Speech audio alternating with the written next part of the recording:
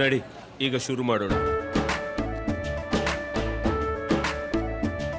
ಕೇಸರಿಯಿಂದ ಮನೋಲ್ಲಾಸ ಮನಸ್ಸು ಮತ್ತೇರಿ ಕುಣಿದಾಡಿದೆ ನೋಡು, ಮನಸ್ಸು ಮತ್ತೇರಿ ಕುಣಿದಾಡಿದೆ ನೋಡು. ಕ್ಷಣ ಕ್ಷಣವೂ ಆಚರಿಸಿ ಕೇಸರಿ ಹಬ್ಬ. ವಿಮಲ್, ಬಾಯಲ್ಲಿ ಹೇಳಿ ಕೇಸರಿ.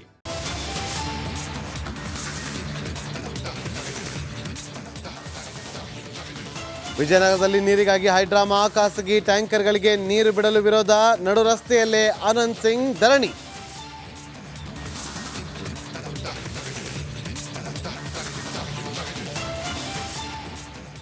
ಕಲಬುರಗಿಯಲ್ಲಿ ಶೇರ್ ಮಾರ್ಕೆಟ್ ಹೆಸರಲ್ಲಿ ಪಂಗನಾಮ, ಒಂದಲ್ಲ ಎರಡಲ್ಲ 30 ಕೋಟಿ ಮೋಸ.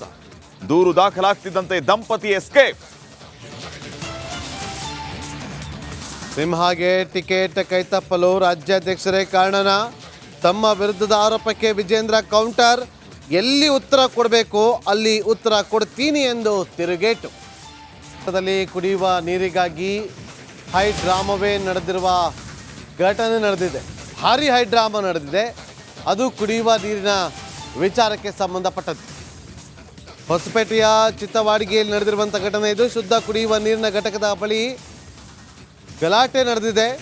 ಟ್ಯಾಂಕರ್ಗಳಿಗೆ ನೀರು ಸರಬರಾಜು ಮಾಡುವ ವಿಚಾರಕ್ಕೆ ಗದ್ದಲ ಕೂಡ ಸೃಷ್ಟಿಯಾಗಿತ್ತು.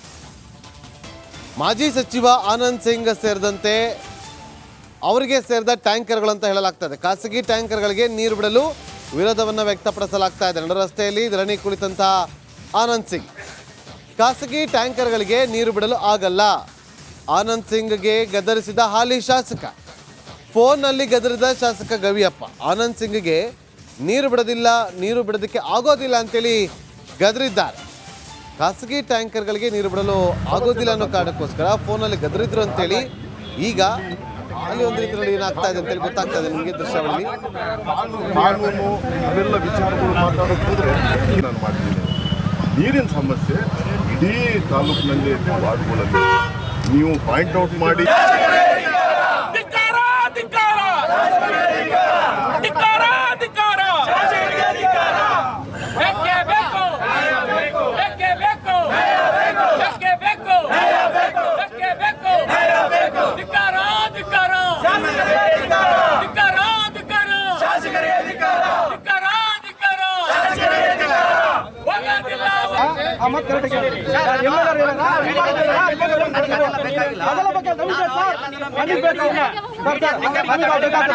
ಕೇಳ್ತಾ ಇದ್ದೀರಾ, ಅವ್ರು ಹೇಳ್ತಾ ಇದ್ದಾರೆ.